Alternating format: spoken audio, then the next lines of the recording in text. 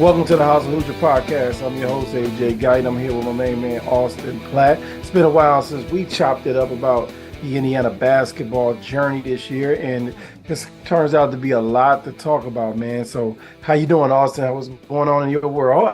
Let me ask you this. How's campus? How is it on campus nowadays? It's good on campus. It's the new semester's, rocking and rolling in week 4, and definitely the hype of both basketball teams is getting a lot out of people. And I feel like the hype that we finally anticipated back in November and October, they're living up to it right now. And man, it's a good time to be a Hoosier. Absolutely, man. There's a lot of everybody talking about the game, a lot of chirping about, what the endless possibilities, possibly, getting back up into those ranks. But they have a lot to talk about, man. It's been an interesting 2 weeks. I think one of the last times we were on the podcast, I think we were in the midst of a 3-game losing streak. We were right at the end of it. Everybody's ready to throw in the towel, as so to speak, and we talked about what the team needed to do. They needed to spread it out a little bit. They needed to get tougher on the defensive end. Went through a lot of injuries. Race went down. Of course, X went down. TJD had a bad back at the time, and they were going into Iowa limping. Lost that game, and then they had a week off, and something happened during that week where everybody got rejuvenated. Everybody, reset their hard drives and came out ready to play. Man, after the injuries to X and Race, we talked in the pod about, we talked about TJD really needing to step up and play at a National Player of the Year level. And he has responded. I mean, he against Wisconsin, 18 points, 12 rebounds, 4 assists. Illinois, he dominated, put the world on notice, 35 points, 9 rebounds, 5 assists, multiple blocks. Michigan State comes into town, gives them a 32 and 15, like the old NCAA college basketball game back in the day on PlayStation 2. And Minnesota went on the road, stole a win, without Mike Woodson coaching. Minnesota was depleted. Minnesota put up a valiant effort, came out, gave it everything they had, but instead 25 and 21 against Minnesota, 18, 10 and 6. Follow that up at Ohio State. Maryland, 18 and 20. Team is 5 and 1 in this stretch. Austin, let me ask you, from your perspective, man, tell me why you think TJD has been able to maximize this moment, play at a National Player of the Year level after we talked about in those 3 games, against Northwestern, Iowa, and I forget the other opponent where he really struggled. What changed for him to be able to operate in the way he's been operating and put this team on his back? I think one, AJ, is the fact that it's what the opponent gives you at times. And in that losing streak, there were those teams, Northwestern, Penn State mainly, were teams that would play 5 out at times. And that's difficult for Trace, really on both sides of the ball at times. But when you're going against Wisconsin, of course, they're missing their big man in that game, Tyler Wall. It allows them to just go to work down low. And the fact that we talked about it, without Race Thompson, this floor, there's so much more space down there for him, and everyone's been able to clear out. And the fact that everyone else around him was being able to hit their shots meant that there's so much room for him there to just go to work. And there are not many guys, as he said it himself, there's not many guys one-on-one who can really guard him. And we saw that against Illinois when Brett Underwood and those guys just did not double him, and he just went to work against Dane Danger. So it's the fact that what the opponent gives you is one, but the fact that he's been able to use that left hand of his, that little jump hook that he's worked into his game, has worked out really nicely. And he's just wanted it more. And, whatever people are calling him soft on social media or whatnot, but the fact that he's going after every rebound, and the fact that, he came back for one last ride and did not want it to end like this as a team that, as we mentioned last time we talked, this was a fringe NCAA tournament team with the resume they had. And then after that 5-game losing streak, that's all been put to bed really because of him. And a lot of other things have changed as well. Of course, the guys have gotten healthy, which is a big reason why they've been much better as of late. But the fact that Jackson Davis has the space to do what he's been able to do, and when you let the big dog eat down low, there's going to be consequences. And that's what, those 5 teams really saw. When he had double figures, he's putting up record numbers left and right. First, major Power 5 player to put up X number of stats, put up double-doubles left and right. And even last night in the loss against Maryland, it was quote-unquote an off night for him. He still had 20 rebounds and I want to say 18 points or something like that. He's absolutely insane. hmm I mean, and great minds think alike because in my perspective, I thought the same thing. My top three reasons why Trey Jackson Davis has been able to maximize his opportunity is the spacing and the room to work. But it really keys on my number two is when Geronimo plays well. Because he provides that tweener approach to the four spot. He can rebound against bigger guys. He can compete. He can score on smaller guys. He offensive rebounds. He's active. And over the last couple of games, Geronimo has been out. And I think you've seen a little bit of the how it impacts Trace Jackson Davis because he didn't have the monster numbers, although he was extremely effective.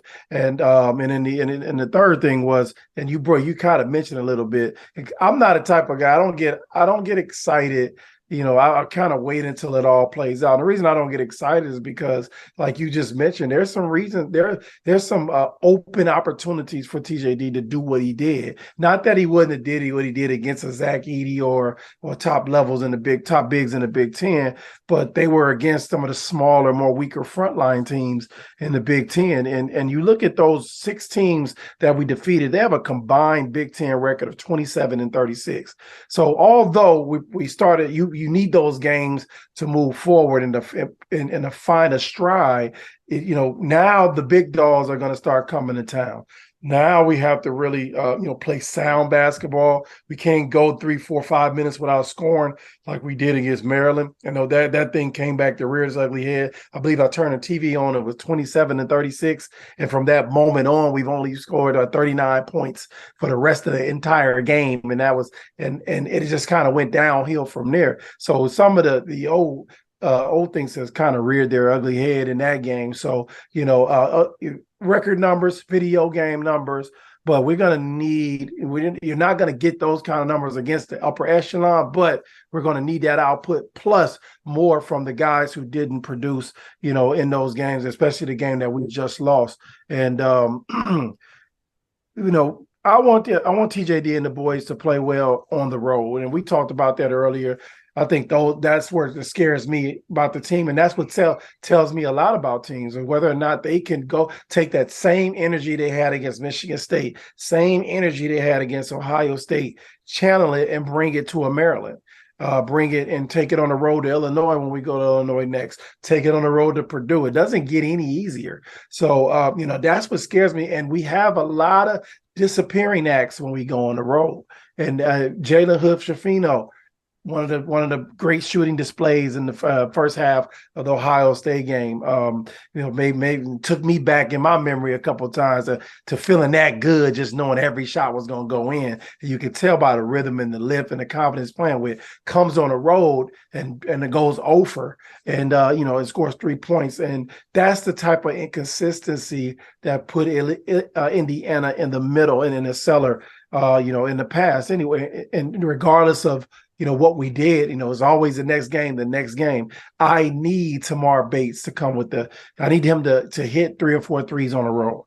I need Miller Kopp to hit 3 or 4 threes on a roll. I need Trey Galloway to have that same energy and hitting those floaters and making those excellent pick and roll passes and using his size at the guard position to produce. And that's just what's not happening on the road. So while on the other hand, we got out of that. We got out of the basement. We were in the basement. We did what we had to do to get out of the basement. And if you look at that Big Ten and how it's jumbled up in the middle, it's not feasible that we couldn't return back to the basement if we don't get healthy, we don't get locked back in, and we don't produce. 55 points is not enough to win a basketball game at home or on the road in the Big Ten. Just watching Rutgers and Minnesota play before we jumped on this podcast, and even Rutgers jumped out with a 10-0 run, and they up to 55 points with 15 minutes left to play in the game. So it's impossible. We cannot continue to go on those scoring scoring droughts when we have that much talent on the floor. And it's not because we're not getting the ball into TJ. I think we're getting the ball into him. I think he's making his moves, but as the year goes longer and he garners more and more attention, the X on his back gets bigger and bigger. So that means that other people are going to have to, like they did against the Ohio State. Other people are going to have to step up against Michigan, like they did against Michigan State, and carry the load and give Trayce Jackson a time to figure out what this defense is doing, and take advantage of it. So I think as we roll along, let's jump right into recapping Maryland, man. Maryland came in, they protected home court in the Big Ten, and we talked about how important that is. Indiana has protected home court as well. No, they lost to Northwestern at home, but Maryland has protected home court as you should, man. What did Maryland do different? Because each team is double teaming TJD. They're sending guys at him. I didn't think Michigan State did a great job of it. I thought Ohio State did a good job early, and then what broke it is when JHS started to make threes, then you couldn't leave him from the same side, and it changed the whole game and opened the game up for TJD. But Maryland's, it just looked different and it felt different. What did you think Maryland did different to TJD and the Hoosiers to make them struggle offensively? I think one of the biggest things was they prevented those lanes that Indiana's done a really nice job of. They did really clog up the middle really nicely. And you saw that we talked about how Jalen Hood-Schifino and Tamar Bates really struggled, and they didn't really give them much to work with. There were times where they were doubling up, and as soon as one of them stepped inside, there was someone else immediately be there for some help defense. And overall, the crowd, I think, played an important factor. It's not a huge crowd there at Maryland, but they did a nice job, and Indiana just could not shoot the ball. They just were not – they simply just – couldn't make a shot when they needed to. And you talk about Jalen Hood-Schifino without Xavier Johnson, he needs to be at the top of his game seemingly every single game, no matter who the opponent is. And I get it. You're coming off of a red hot streak against Ohio State in that first half, but you mentioned it, 1 of 14 from the field. You're not winning any of those games. And They did a really nice job picking up those turnovers. In the first half, it was really sloppy. And to be fair, Maryland didn't play the best brand of basketball either, I thought, in that first half. They kind of pulled away at the end, but they were missing a lot of wide open threes in the very beginning. And they made all their free throws as well. They were physical. That was a very physical game, one that you would think Indiana has won because they've done a nice job kind of winning those games where you all get beat down. You think of the Wisconsin game, which was incredibly low scoring. They came away with a win there, and even other games that have been lower scoring, Indiana's done better because they have that physicality down low. You mentioned it, AJ. The loss of Jordan Geronimo is big right now for this team, considering what he's been able to do and the fight that he has for this team when he's being needed to start. Now with Race Thompson back, he'll probably go back to that bench role a bit more, as you'd think. But his presence is definitely missed, but there were a lot of turnovers in that game. Jalen Hood-Schifino had 4 of them, but there were just times where passes out to the perimeter were just being picked off and turned into easy points. And I know there were some foul calls that Indiana didn't necessarily get. Some things didn't quite go their way, but just some runs at the end of the game. And overall, an interesting, odd atmosphere in Maryland came back, and they just could not shoot the ball. The biggest thing is when you make three-pointers in a game, you're not going to win many of them. And they only took 11, which might not be enough either. So just a game you kind of expected from Indiana. The way they played against Minnesota was not very inspiring at all, considering how shorthanded the Gophers were. And you knew if it was the performance to anything like that, there was no way they were going to get a win. They were oddly in it for much longer than they probably should have. I think it just shows you that Maryland's not the best team. They're very strange, 12-1 at home this season and just 3-6 on the road, which is very strange. And the one loss, they got blown out, but they played an interesting schedule at home. They haven't played the greatest home slate, not the toughest one, but hey, they defend home court as teams have to in the Big Ten if you want a chance. And that's what they were able to do. And then they just stifled Indiana offensively, 55 points. That's really low. It's the second lowest this season. I believe Rutgers was the only one that was lower to this point, but just a frustrating night all around, considering all the momentum Indiana really had. But it was a kind of a trap game in a sense. I know everyone's looking ahead to Purdue, rightfully so, considering they're number one. But just I think a frustrating loss all around, especially for someone like Hood-Schifino, who 1 for 14. Yikes, that's a night he's going to want to forget. Yeah, I thought number one, Maryland did a great job. They did the best of all the teams in a double team and then recovering to where Indiana couldn't get shots off. but you also know that on the road, they're not going to take the same shots they were at home. Some of those shots on the rotations that they were getting, they could have launched. But when you're at the road, you tend to be more careful. And I think that's the thing that Indiana has to shake. You can't, you miss 100% of the shots that you don't take. So 3 for 11 from 3-point land. I'd rather be 3 for 20. And I know I had an awful shooting night as a team. I can make 4 in a row and go 7 for 15, and we looking real good on the stat sheet. So we gotta have the confidence when that ball was reversed. We can't hold on to it. We gotta either put it back up or we gotta redrive it and create for somebody else. And I think that's the part we missed out on because we kept catching it, looking, and then throwing it back into the post, which was, getting into the shot clock. Now we have to force shots. And then number 2, we didn't get anything from the 4 position once again. I think Race is being rushed back too fast. I don't think he's ready. I don't think he's in shape. His legs aren't under him. I think he should still be coming off the bench, playing, 10 minutes. I thought Caleb Banks, he had 2 points early, but you didn't see the floor much more after that. You got to dig into that bench a little bit to save Race and keep him from pressing, because that's what'll start to happen as you're not playing well or you come back and the team drops a game or two. It makes it look like, oh, it was me. I'm not producing. So, but in actuality, you're not in the rhythm. You don't have your legs under you. Your shots way off. You miss shots that you normally would make when your rhythm is off, and you press and then you try to score sometimes when you don't need to score, when you need to just be a Jordan Geronimo type player, just be active, tip ins, offensive rebounds. So we didn't get anything from there. I think Jordan Geronimo was getting into a nice little groove before he got injured again, and that's what tends to happen, getting a nice little rhythm, and then you get injured and you start all over again, and it gets frustrating. Talked about JH as being a freshman. It just shows you what life in the Big Ten is like for a freshman. Got to be extremely focused to be consistent and take. And what I noticed was a real casual. Not like he wasn't playing hard, but it was casual. It was like, I'm poised, but throwing the ball away, live ball, turnovers leading to fast breaks. Those are just careless things that he can control. But he has to realize that on the road, they may slap your arm. They're allowed to be more aggressive. So you have to really tighten up and on your passes, on anything you do on the road, and not rely on your jump shot to get you going, get a steal, get rebounds and assists and things like that. I thought our one-on-one defense failed us in the end.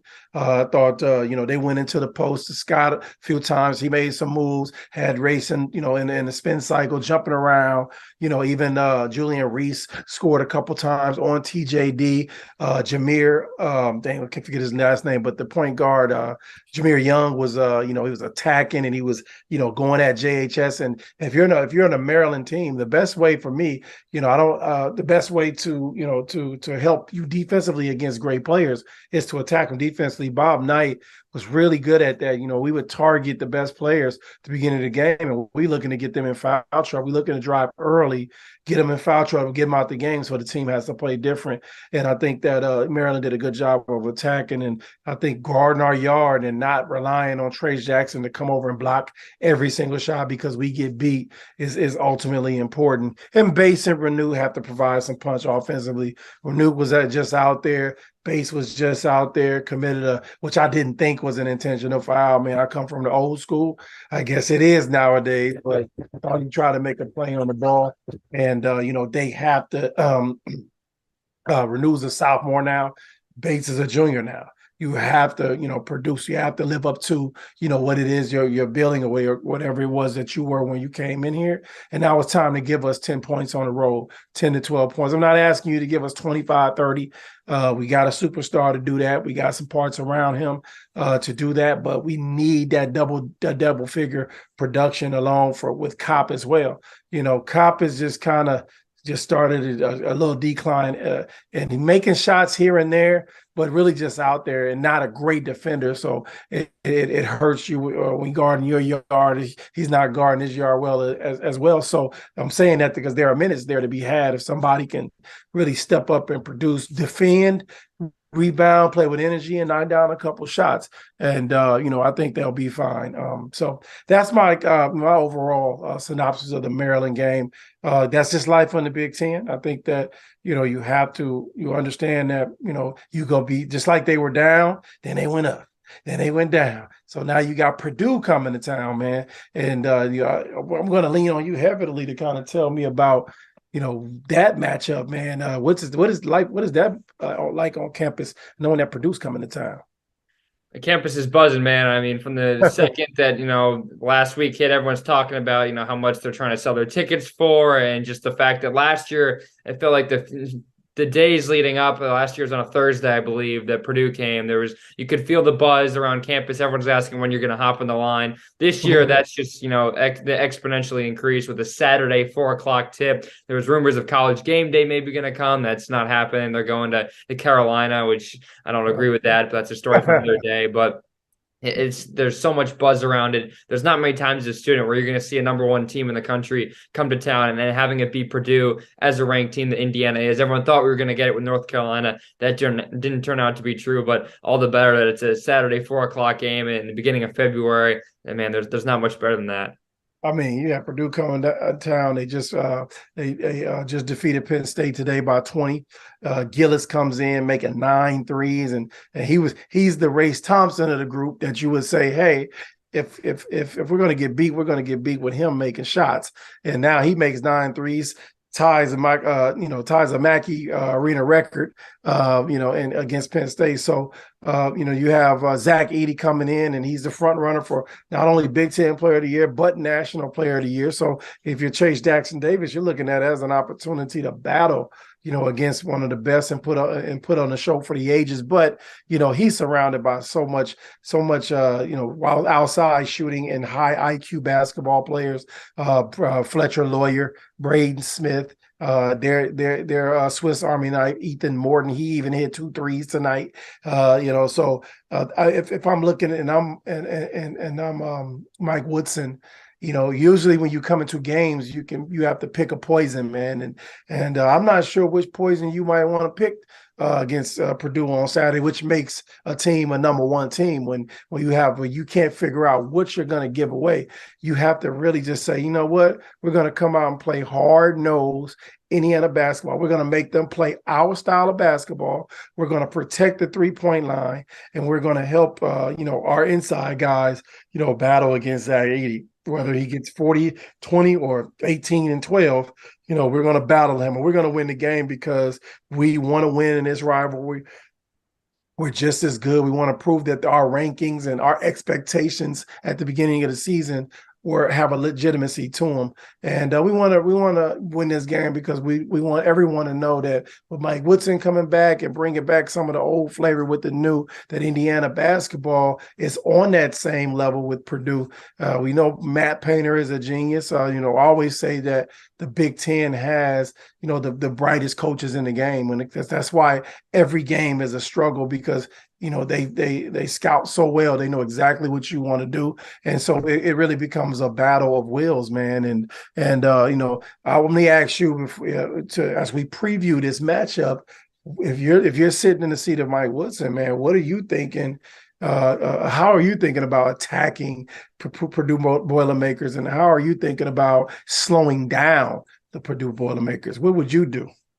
Yeah, the question is really not about stopping. It's about slowing down because every Big Ten coach gets asked this, and they all have different answers, which means there is no answer to stopping. Really, it's Zach Edey. But give credit to the freshmen, Lawyer and Smith. Everyone thought without Jaden Ivey this would be a much different team, but Edey's been that much better. It's so tough to try and guard him. I know Indiana did a pretty good job last year with Michael Durr, who's kind of a defensive specialist. I bet Indiana fans wish that they had him back could bring him back for one game, but that's besides the point. I think the biggest thing is defensively, you got to find a way to double team him and just harass him. You're going to give guys open shots. That's fine. I mean, the fact that for some of these freshmen, of course you dream as going to Purdue to play inside of Assembly Hall in an atmosphere like that, but you got to allow these guys to hit those open shots. And you talked about it tonight with Mason Gillis setting a Mackey Arena record. It's not going to happen every day. And that not every shot is going to go in with the nerves and the animosity at the very highest. So You got to find a way to attack the middle, try and poke the ball free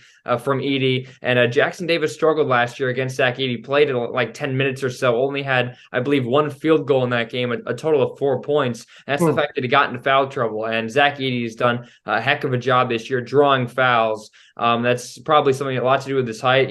There's rumors and there's, stats out there that the officials have something to do with that as well. They get a bit, trigger happy when blowing that whistle with Edey. But in the fact that it doesn't really happen on both sides of the floor. It's mostly on one way compared to the other. But Indiana's got to do a really good job trying to just get in there. And hey, if you foul them, you foul them. But you got to look at it and think that if Geronimo and Duncombe are again when Saturday afternoon comes around not healthy, then you got to be careful with foul trouble because Caleb Banks is a freshman. He's not the biggest guy, and you have Jackson Davis, who's the big man down low. You got to be careful with fouls. And Malik Reneau, it feels like every time you look up at the box score, he's in foul trouble, which is going to turn out to be a problem. So you got to figure out, spacing defensively, and whenever he gets the ball, you got to just crowd him in the middle and allow a guy to have an open shot like that because you got to get beat by someone. And Penn State learned tonight they got beat by Mason Gillis, but it feels like you can't allow Zach Edey. It's February now. You've had a lot of tape on him. It's not going to be easy, but hey, they did it last year. And then offensively, can you get Jackson Davis going? That footwork of his, Edey's gotten a lot better defensively. That's one of the biggest things that I have seen. He's not the most coordinated guy on the offensive side of the ball, being 7'3", however tall he is, really helps. But defensively, he's gotten much better with his footwork, getting his hands up, not fouling, not putting his body in too much, and just allowing his height. He puts his hands up. It's like you're looking up at a Christmas tree, and that's the way you got to go after him. And you got to be quick, a lot of off-ball movement, and maybe they'll get a double on Jackson Davis on the other end of the floor. But you got to kick out. You got to hit your shots from the perimeter, and you just got to hope that your spacing works well, and you got to communicate really, really well because the ball is going to get kicked out a lot out of the lane if Indiana is able to stop Edey early. It's not going to be easy. No one's had an answer for him all year. I mean, he's right now, without a doubt, the National Player of the Year if the season were to end today. But hey, it's only February. There's a long way to go. But it's going to be a really tough test. Everyone thought last year it was going to be tough, but they were able to do it even really without Jackson Davis. But you don't have Michael Durr, and you're going to be shorthanded. It feels like from what I've heard, and considering Geronimo's still in a boot and whatnot. And Duncombe's been out with a sickness, so unless he comes back. But you got to figure out a way to stop him, double, play smart, and you got to communicate off the ball. Got to do well on ball screens. That's something that they struggled, I think, last night against Maryland. But hey, I think it's just the fact that you have the ability to beat number one Purdue at home has to get these guys ready. It was a bit of a clunker and a stinker against Maryland, so you got to respond like that. Do whatever you need to do to try and beat Purdue. They did it last year somehow. It was a crazy game where they had the lead, got close at the end, and then of course Finney and some clutch free throws sealed it for the Hoosiers. But man, it's not going to be easy. I concur, man. I think if I'm looking at this game and I'm thinking, I'm looking at the way, one team that I watched play against Purdue, and that was Michigan State, and they was able to get, and Indiana's a ball screen heavy team. And so those guards are going to have a lot of shots coming off ball screens. If we could somehow have career night for Bates, another career night from JHS, career night from Galloway, that's how we're going to win this basketball game. We're not going to try, to match, the firepower inside. I mean, because one, we want to keep Trace Jackson Davis in the game. We don't want to get him in foul trouble. And he's the only one that can really bang and battle with Edey. So he's going to pick up a chippy here foul or two. So you want to protect him and keep him in. So you have to help, overhelp. You have to double team. You have to attempt to get the ball out of his hands, regardless of what you give up. But this is going to be a game where Indiana has to show the ability to score the basketball. They have to come out. I think, one of my top 5 reasons was they have to score 80 points to win this basketball game. 55, 60, 65 is not going to get it done, in my opinion. But I think in order for them to win this game, they have to score, 80 points because Purdue is going to give you 80. They're going to give you, upwards of 85, 90 points on some nights, but we have to be able to score this basketball, use that pick and roll. I think Tyson Walker did a great job of, they made Purdue adjust. Purdue had to make a number of adjustments against the pick and roll defense with Michigan State, but Tyson Walker was able to come off naked and knock down shots. And that's what, Jalen Hood-Schifino is going to have to do. He typically shoots well, better at home than he does on the road. So I'm looking forward if he's going to be able to take advantage with his size and his ability to elevate and get shots off quick, scoring baskets, and then, hitting the shakes and hitting the hockey pass off of the pick and roll is going to be important as they go in scramble mode, trying to protect Edey. So it's going to be a nice little chess game between Mike Woodson and Matt Painter. They also need to limit the others. If you look at this, if you look at Purdue's stats, man, it sounds like they're just killing it, but they have Fletcher Lawyer's averaging 12.8 points a game. Then after that, 9.5, 6.9, 6.1. It's not like, it's four guys averaging double figures and they just dominant. It's just a different guy every night. Last night was Gillis. So if I'm talking to my guys in the locker room, I'm challenging them to say, which one of these guys are you going to let impact this game and win? Is it going to be Lawyer? Are we going to lock him up? Are we going to lock Braden up? Are we going to lock Gillis up? Are we going to lock First up? Like who are we going to allow to help Zach Edey defeat us? We're not going to stop Zach Edey. He's 7'4", 300-some pounds. I don't think there's many guys in the NBA who can guard the guy one-on-one. So don't expect a college kid to come out and guard him one-on-one. So that's what I'm talking to my guys about. There's a challenge going to be an issue if I'm the coach in that locker room. We are not going to let these others dictate this game. We're going to make Zach Edey be a national player of the year if we're going to win this game. And we're going to make maybe one other person might hit double figures, maybe, but everybody else will stand between 5 and 7 points for the game. So the other thing is to get Edey in foul trouble. We can somehow use Trace early. And this was what Bob Knight was great at, man. He would draw up plays for Andre Patterson and some of our big guys to rip and go and get those bigs in foul trouble early. They out the game the first 3 minutes, and we're playing a totally different basketball game and giving us a chance against, their second string big. Win the rebounding battle. I think we lost the rebounding battle last night, but we have to win the rebounding battle against this team because they don't just not eat it. They're well coached. They're one of the top efficient defensive teams in the country. I think they're 15th ranked in the net for defensive efficiency in the country. So this is not a team that's just outscoring people. No, they can play different styles, and they're going to show you they can play different styles. But I tend to see them fall asleep early. We can give them to fall asleep early and keep them asleep, and as long as we possibly can, then we'll do a better job of it. Then, JHS, Bates, Galloway, and Renew are going to have to be special on Saturday. I mean, I need those three to be special. It's time. It's time to be everybody special at once. Trace has been special. Then Bates, I need everybody to be special. Those guys, those others as they call them, they need to be special tomorrow in order for Indiana to win. Saturday for Indiana to win that basketball game. And like we talked about, 80 points is 55 points ain't gonna get her done. Hoosier Nation. We're going to have to take some shots that we normally wouldn't take. And I was telling you that, I don't know if I told you on this podcast, but last year I always said my only fault of Mike Woodson is that he's an old school coach and he doesn't like to let it fly.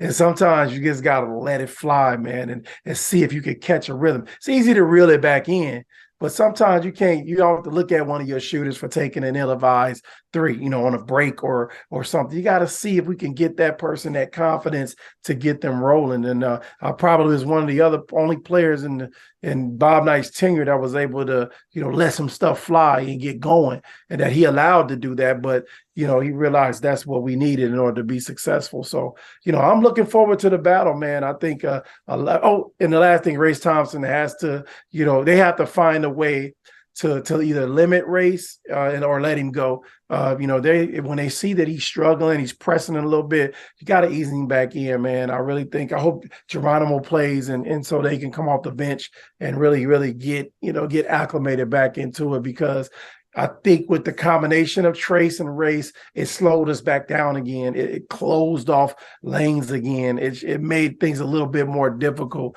And now we're relying on offensive rebounds to be our source of scoring instead of being able to get double teams, kick out, get shots and drives off of it. So I'm looking forward to watching the game, man. I'm going to tune in, and it's a rivalry game. The Assembly Hall is going to be rocking. And, if Indiana can somehow pull this, is one of those games where, you got it right. The number one team in the country, 22-1, you just come off a loss. This is the best way to get everybody to forget about that loss is to defeat Purdue. It's as simple as that. You have the opportunity to save your week and go 1-1, and that one win would be much bigger than a road loss to a team that has played really well at home. So it's not going to look that bad of a loss in the end, but this would really make up for it. Probably keeps you in the top 25 as well. So, I mean, when Purdue comes to town, you don't need any more motivation. When you lose a game and you're coming home after going 0-1 on game day, you don't need any motivation. When number one team comes to town, you don't need any more motivation. Last year, there was a lot of motivation. I know Woodson, put out the newspapers of something about Purdue said about how Mackey's their home court because they played so well there. And, that lit a fire under everyone's asses. And now look, here we are again. It's number one. So if these guys can't get ready for it, if the freshmen can't get ready to play in a game like this, that's why you commit to Indiana and play in the Big Ten and play in such big games like this. And I don't know what to tell you, but that place is going to be rocking come 4:00 on Saturday. Excited about it, man. So we look forward. We'll be locked in. We'll be coming back next week with a little bit of review and some and a special guest, man, and just keep this thing rolling. We're enjoying talking about Indiana basketball. Huge fans of the game, and we're providing great insight, man.